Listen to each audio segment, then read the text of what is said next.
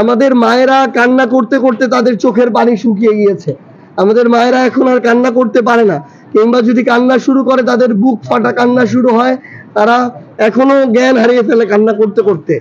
তো আমাদের এই তো 1 বছর তো হয়ে গেল, আমরা তো নতুন আরেক জুলাই এসেছি, কিন্তু আমরা তো এখনো দৃশ্যমান বিচার লক্ষ্য করছি না। যতটুকু বিচারের অগ্রগতি হওয়া দরকার ছিল আমরা এতটুকু লক্ষ্য করছি না। এই অন্তর্বর্তীকালীন সরকার এবং বিচারের সাথে সংশ্লিষ্ট যে কেউ এই ঘটনার জন্য দায়ী, যারা সবচেয়ে বেশি ছিল, খুনি হাসিনা থেকে শুরু করে তার যে দোষরা সরাসরি এই নির্দেশের সাথে ছিল, বাস্তবায়নের সাথে ছিল এই হত্যাকাণ্ডের, এই গণহত্যার, তাদের দৃশ্যমান বিচার, রায় এবং কার্যকর হওয়ার পূর্ব পর্যন্ত এই বাংলাদেশে অন্তর্বর্তীকালীন সরকার কিংবা বিচার বিভাগের সংশ্লিষ্ট যারা রয়েছে, আসিফ নজরুল স্যার থেকে শুরু করে আমাদের বিচার বিভাগীয় যারা রয়েছে, তারা যেন অন্য কোনো কিছু চিন্তা না করে। তারা অন্য কোনো কিছু চিন্তা করলে আমাদের এই শহীদ মায়েদের মানে উপর দিয়ে তাদেরকে যেতে হবে।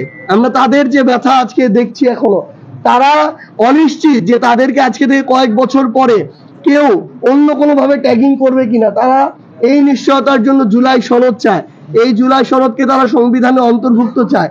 আমরা যে আশা আকাঙ্ক্ষা নিয়ে এত মানুষ জীবন দিল, রক্ত দিল, ওই বাংলাদেশের সিস্টেমগুলোর সংস্কার না হওয়া পর্যন্ত আমরা যদি অন্য কোনো কিছু চিন্তা করি, তাহলে আমাদের এই শহীদদের রক্তের সাথে এটা বেইমানি। আমরা যেন এই বাংলাদেশে কেউ এই বেইমানিটা না করি।